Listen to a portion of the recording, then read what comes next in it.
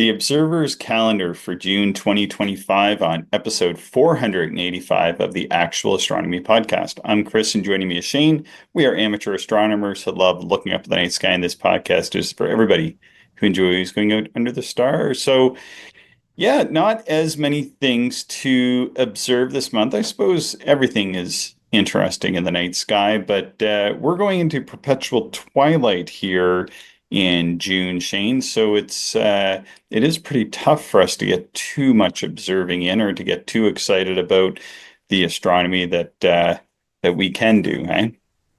Yeah, it's my favorite month to travel. So we don't have children. We can travel before peak season hits with summer vacations and can't really do astronomy. So great month to do other things. I shouldn't say can't Yeah. do astronomy, but because of the perpetual twilight, new moon is really not too meaningful for us here. So we can observe double stars and all sorts of other things, but it's not conducive to the faint deep sky stuff that sometimes we like to hunt down. Yeah, although I do always think about the fact that, Messier observed at about well, almost this latitude, 48 point something.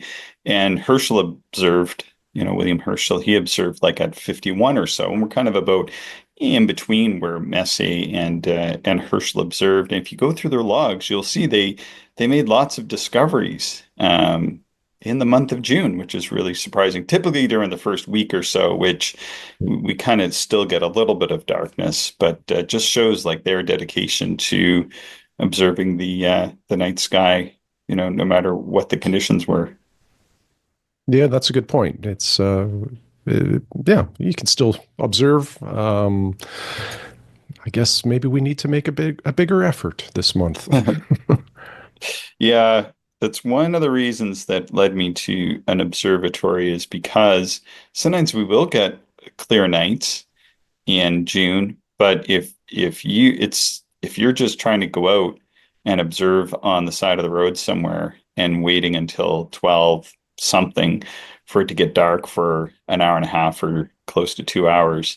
Wow, it's tough. Like I've done that quite a bit. And then of course like the clouds move in or something. I mean, it just feels very, very frustrating versus here I can just open the observatory and be out observing, should it clear. And one thing I like to do is this is what I did quite a bit last year is I would sleep until about 11. I would go to bed early, like at 8:30 or 9, and then sleep for 3 or 4 hours and then get up and observe for just that hour and a half or so, which sometimes in the middle of the night I'll wake up for an hour and a half anyways. Many of us do, and then go back to bed and you still be able to get your observing in and not be too disruptive. But it is a challenge, to say the least. Mhm. For sure. And like you were saying, there's not too many planets to observe, although on June 1st, Venus is at greatest elongation in the morning sky. And I saw, oh, it's 46 degrees away from the sun, but it's like almost due east of the sun, such that it's, what, like 5 degrees up, when the sky really starts to get bright. And it is far from the sun, but it's really not very high in the morning sky, sadly. Yeah. The angle that it is at in relation to the sun is not favorable for higher elevation or higher altitude to observe. So too bad. Yeah, I put that image in there to kind of demonstrate what we mean by this. Depending on where the planets and the sun are in the ecliptic, um, it can impact this for sure. But I was surprised considering, the sun is in Taurus and then I think Venus is in what's something like Pisces or something. And yeah, I wouldn't have thought that it would look like that, but I think it has to do with the tilt of the Earth more so than where they are in the ecliptic, although I guess that's how it's related. Mars is just still 30 degrees up, which would be awesome if it was bigger than 5 arcseconds. Yeah, that's a pretty small disk. I was looking at it a couple of weeks ago, and it was pretty challenging to see. You can see like a polar cap kind of, and like it's very like blurred, Mm-hmm. and then felt like I could see some surface detail, but pretty tough, pretty tough to see much of anything there. So that's kind of where it starts the month, and then it continues to get lower in the west and get smaller as the nights go on. June 3rd, we have the first quarter moon, and of course, that means that the straight wall is soon after. On June 4th, the lunar straight wall is visible. That's the escarpment. We've certainly talked a lot about that in the past, but I guess that's something that people could go out and look at during the early part of the month, Shane. Yeah, I plan to do as much lunar observing as I can. I really enjoy the moon, and when it's not getting dark until I'm in bed. If the moon is out, I'll certainly have a look with a telescope.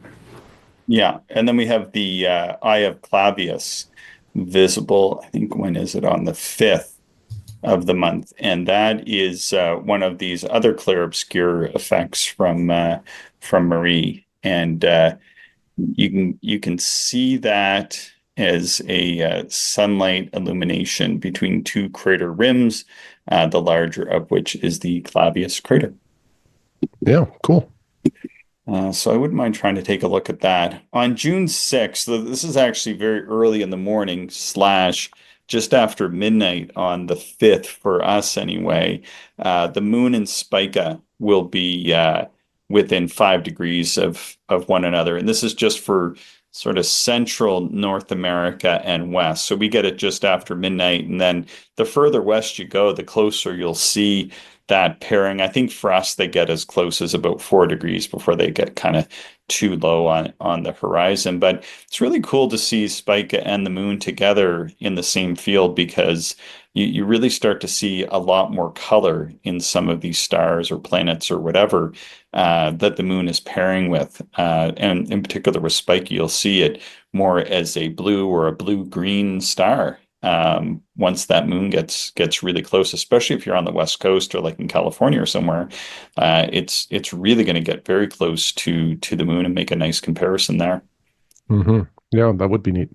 I think for some areas there's an occultation too, if I'm recalling correctly. It's just not for any of us here in the middle of North America. On June 8th, Mercury and Jupiter, they dance at dusk. So they get really close together. I think they're just 2.5 degrees apart or so for a number of nights here. They're well within the 5 degree binocular field of view right around that first and second week of the month of June. So that's in the western sky or northwestern-ish sky. And of course, you're going to have to wait until that sun gets down. But Mercury, when it's that high, looks like it's about 7 or 8 degrees up. Uh, it's bright enough to see in twilight like that. Jupiter is going to be, like I said, about 2 and a bit degrees, 2 degrees, just over 2 degrees below Mercury in the sky. So I should be able to get them both in your binocular field of view in and around the 8th of the month. Cool. The full moon is on the 11th. And then on the 16th, we have Mare Orientale visible on the moon. Have you ever seen this? It's like a giant impact basin that's just over the edge of the moon. Yeah, I think I have observed that. It's again, it's just one of the many areas on the moon that are just rich with detail. Yeah, it's one of these, they do call it a mare, but it is a giant impact basin, and it's just on the western border. And it's something that you can't always see. The moon needs to be in the right libration because the moon actually goes kind of moves ahead in our sky and comes back in our sky, and that enables us to sort of see around it. We can actually see almost 60% of the surface of the moon during the course of a month or a few months. And because of that, we can kind of see features that are on the edge, like Mare Orientale, which would be among the most famous of these libration features, as they're called. Hmm. Last quarter moon is on the 18th, and I note that the lunar X isn't visible for us here in North America this month, so we don't even have that. And one thing, though, to note is just after the 18th, um, or sort of towards the end of the 18th and into the 19th, we have the moon pairing up with Neptune and Saturn in the morning sky. So that last quarter moon and those two planets. For us, it doesn't get too close. It kind of is maybe about 7 or 8 degrees to the west on the 18th, and then about equidistance to the east the following night. But for some folks further west or over in Japan, I know we have listeners in Japan or Australia or whatever, you'll see the moon get really close to Neptune and Saturn on the 18th, and then on the subsequent night as well, perhaps, depending on how the international dateline impacts this. And kind of a neat view of Saturn with the rings pretty much being edge on, I believe. So Oh yeah. it'll just be a straight line. There won't be really any of the typical detail that we're used to, like with the Cassini division and, the ABC rings and all of that stuff. The only thing is it's kind of low in the morning sky still. I think it's Mhm. 25 degrees up.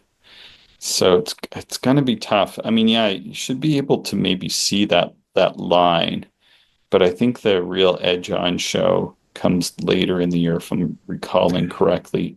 But all this Yeah, stuff yeah, is it's not is quite kind of low, yeah. Yeah, it's not quite perfectly edge on yet, but we're certainly creeping towards it. And it would be interesting to look at it now and then look at it later in the year when it is supposed to be Mm, fully edge on. And I wonder if there's much of a difference that we could see visually. yeah. Yeah, I'll be curious to find out. So hopefully in the next, by the time we get into the summer here, then Saturn is going to start to become high enough. Maybe we could do an early morning session and see how that EADC works on it. Well, don't wait for me to show up. Start without me. You're not a morning observer, eh? Not at all. No, sir. Yeah, I think I need your help to get that going, though. Okay.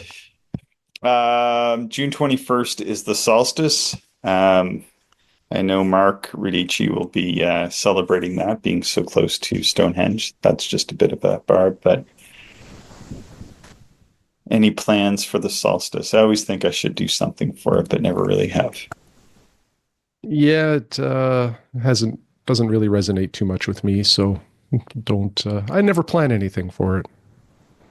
It's pretty light here around the solstice, sort of the 2 weeks before and the 2 weeks after. I mean, we really do not get night. I say that every year, and then it's by the time you get to about the 10th of June, wow, there is no darkness, and then really nothing until the 1st of July. You would say it is dark. But I have gone out on the solstice and observed my first or second year here. And yeah, it was kind of neat because you could see like a sunset, and it would go like just this little sunset in the north. It's still red and everything, or really pinky.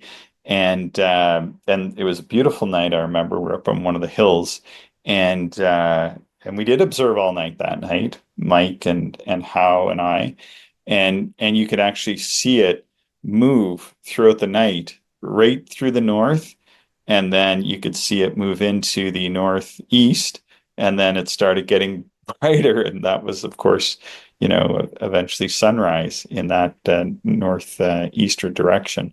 That was really cool. I had wanted to do that from a more northern latitude than I'd ever lived before, and yeah, it was kind of neat. It was kind of neat to see, sort of surprising. But we were able to do some pretty decent observing that night. But you say you stay up all night, but literally this is like, I think we showed up to set up to observe at like 11:30. It was, that's really just when you could start to see the Mhm, stars. mhm. And by 2:30 we were done, and I was home and in bed by 3 o'clock or something, and I'd slept, after dinner and then gone out and then observed for those few hours and then come back. So yeah, we observed all night, quote unquote, but it was like 3 hours max. Right. So the 25th, that's new moon being 3 days after the solstice, could be a good opportunity to to see the perpetual twilight if you're this far north. I think it is kind of neat. Oh, you know what I didn't put in here is the noctilucent clouds, hey? Oh yeah, I kind of forgot about that, but this is prime time for Noctilucent in June. And I think like kind of the further north you are, the better, if I'm not mistaken, or right Correct. around our latitude is pretty solid, and Yes. even a little further north. But Yeah. yeah, they're if you've never seen them before, they're fantastic, and you just have to be in the right place at the right time because they're exceptionally unpredictable. But Yes. they look like an illuminated cloud at night, and it's almost easy to miss because you sort of look and it's like, oh, there's some clouds up there, and then Yeah. you have to pause and go, but there's no sunlight. Like how Yeah. am I seeing them? Yeah. What they are is they're these ice particles that have formed around the grains of dust that were left over by meteorites, or at least that's my recall of the theory anyway. And they can form into these sort of ripply clouds, and they do look different. They kind of look like waves or ripples. They're very white because, of course, they're mostly or they're totally ice. And then also because of the layer in the stratosphere, or whatever they're in, they tend to move from east to west, which is often against the flow of the regular clouds. Although while I'm sitting here, I'm watching the general clouds here in our local vicinity going east to west right now at present. That's the direction things are going in. So that's kind of a strange thing to actually be looking at currently. But like you were saying, Shane, I lived and observed at about plus or minus 45 degrees north for most of my life before moving out here, which we're just at 50. You don't think there's going to be that much of a difference, but there is a huge difference between 45 and 50 degrees latitude. I'm going to say way more so than 40 to 45, having spent lots of time at 40 degrees as well.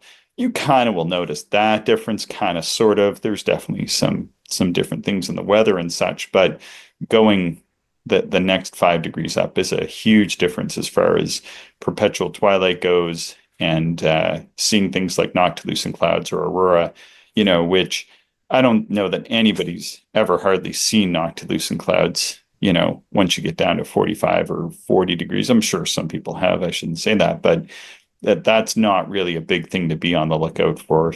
You might see them like very, very far in the north, but even from down in the grasslands, which is at 49, and I've seen them down there, they really seem much more in the north than here. They seem like they're almost getting towards overhead here as we approach 51 degrees north. So 2 degrees difference even makes a difference. And I think probably once you get much below 47 degrees north latitude, you're starting to run out of luck there. Hmm. Yeah, I agree. And then once you get above 57 degrees north latitude, you start to run out of luck because it's just too bright to see them. Because I've been up to Edmonton in June, and it's at 53, and it was really getting too bright to see. But that's actually probably a really good spot to see them. But still, you don't want to be too much further north than that. So it's this sort of small band that is ideal. Um, Getting into June, though, one of the things, if I'm going to put something on people's radar, especially if you are below 45 degrees north latitude, is NGC 6231, which is an open cluster, sometimes referred to as the false comet in the bottom of the tail of Scorpius, the scorpion. And that is an amazing target to see. I don't know if you've ever had the opportunity to see that one on any of your trips south, Shane, but that is one of the best, most favorite objects to look at in the night sky once you get a little bit further south. Yeah, I've never looked at that before. Oh, just such a great object. I've seen it from Nova Scotia. I got very lucky over a few nights and was able to do some sketches and observations of it. But definitely the best view I ever had of it was from Hawaii, from Hmm. the side of Haleakala at like 2 o'clock in the morning when it was like 30 degrees up or something like that. It's just spectacular. It looks like this fuzzy comet. It's a very large cluster, and then also there's some nearby congregations of stars sort of superposed over top or adjacent to it. And then there's the bottom star in the stinger of the Scorpion nearby there too. So that is a great target for people to look at. And certainly from Southern Ontario, that's a pretty easy one for people to take a peek at as well. And you can see it if you're far enough south, like if you're below 40 degrees north, you'll probably be able to see that naked eye pretty easily, and definitely great in binoculars. Hmm. Yeah, that's good to know. Yeah, for those who are too far south to see the noctilucent clouds, go for NGC 6231. On June 27th, we have Mercury and the Moon plus Castor and Pollux forming this line.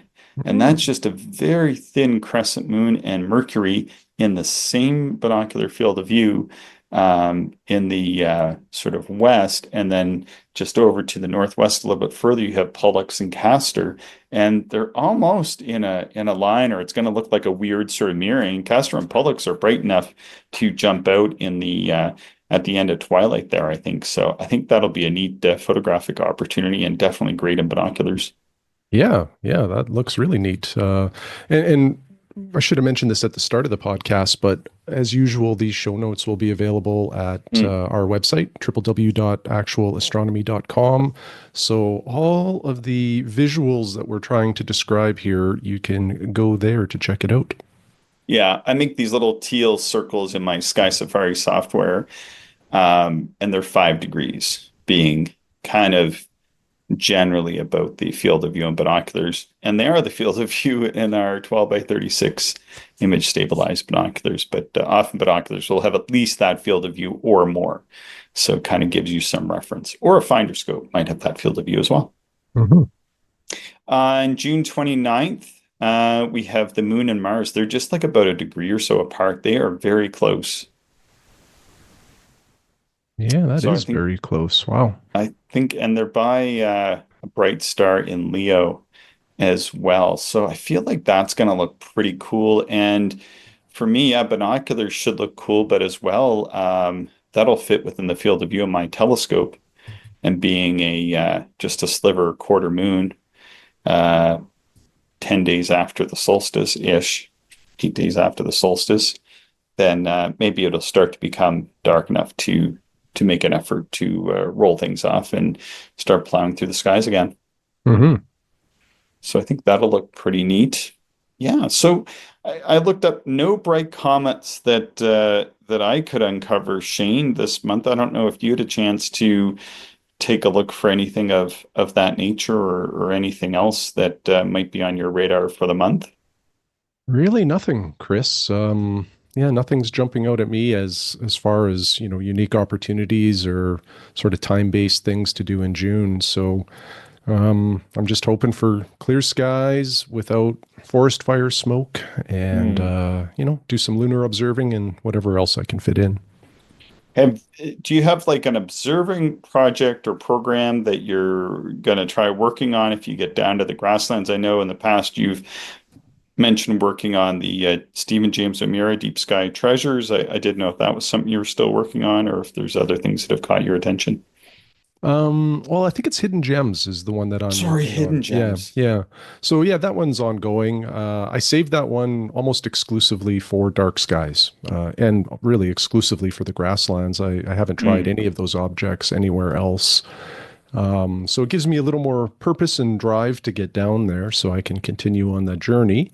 But I do have a couple double stars actually that I thought I had observed for the RASC double star observing program. But I have a couple summer stars to observe, so I'll double stars. So I will get those done here in short order. And when I only have a handful of observations to make to complete that list. A couple in the summer, I think there's a couple in the fall, and 2 or 3 winter ones I think that I need, but I think I'm under 10 that I need now to finish that off. Nice. How about you? Nice. Still working on Planetary Nebula. It's kind of one of those challenges that I've given myself with the new instrument. And there's a few reasons why. So I've never really spent that much time looking at planetary nebulae before. And what they are is the stellar remnant of stars that are like our sun or larger, that and I think they go up to 8 times our solar mass. Um, and and what happens to these stars is that as they age, they become red giants, and they give off the atmosphere, and it goes into space. So they often look like a ring or a circle, and typically they're fairly small. But many of them are rather bright, and they take high magnification well. Hmm. So, so going back in the early sort of 1800s and mid 1800s is when they discovered quite a few of these up into the early 1900s. And they found a whole ton more since, but back in those days they were discovering them visually using often 6 or 8 inch achromatic telescopes, which I have the 7 inch achromatic telescope. So I thought that would just be a nice project to work away at with that instrument. Yeah, that sounds really awesome.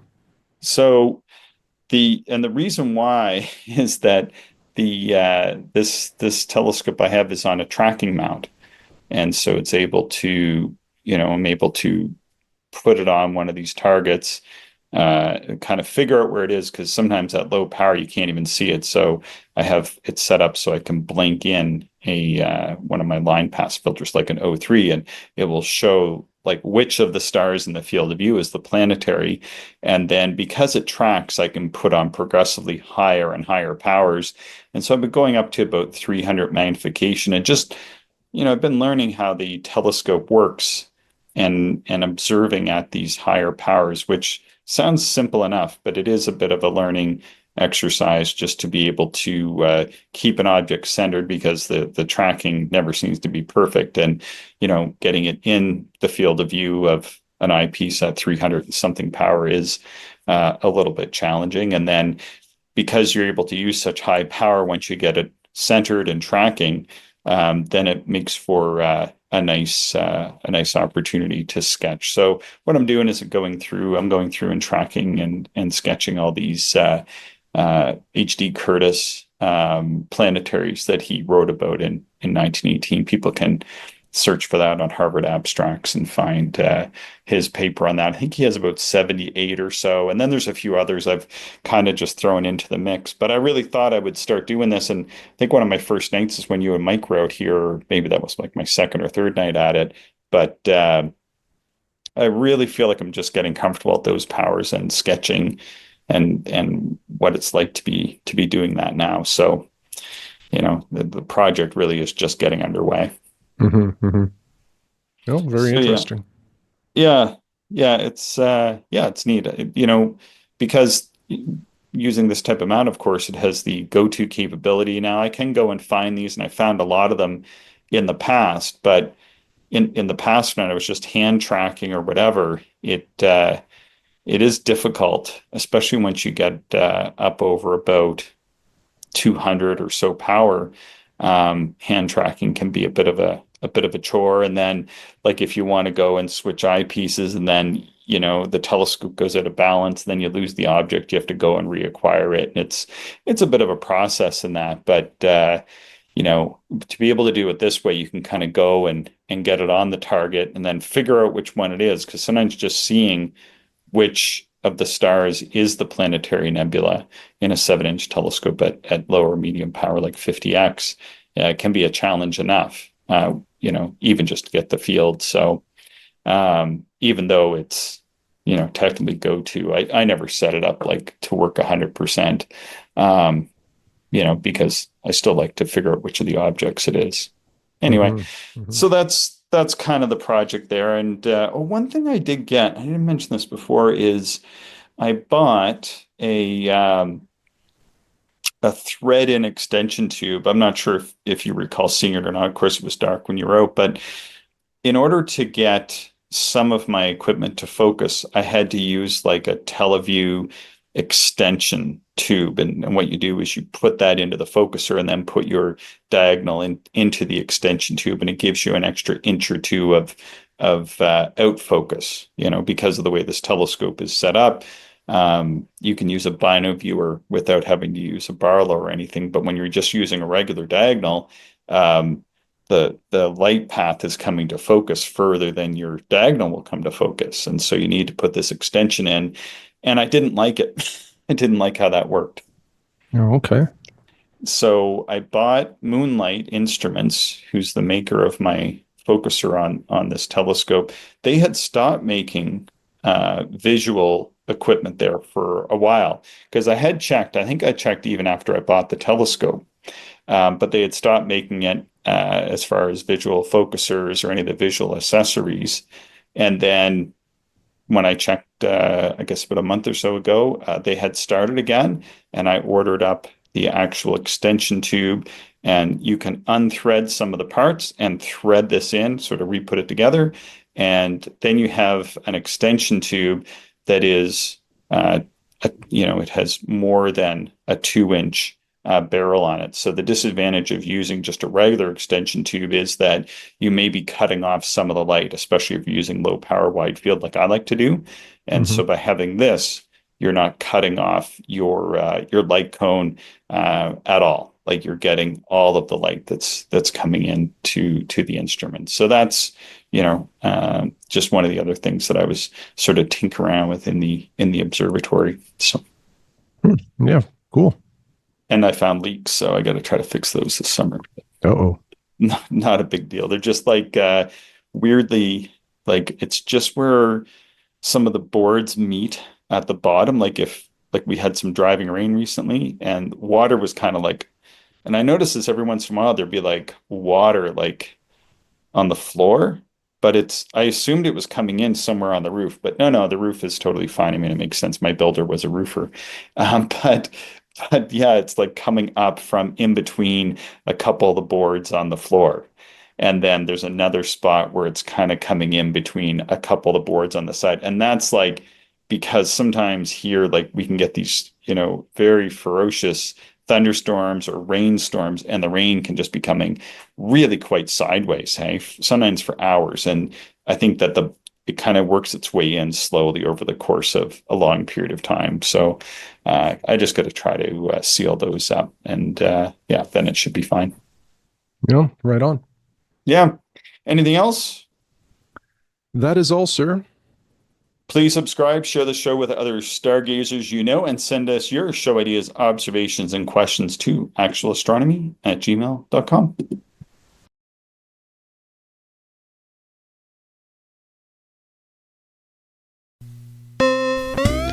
Thank you, everyone, for listening, and we hope you enjoyed the show. If you are interested in more information, would like to contact us, or if you would like to support the podcast, check out our website, actualastronomy.com.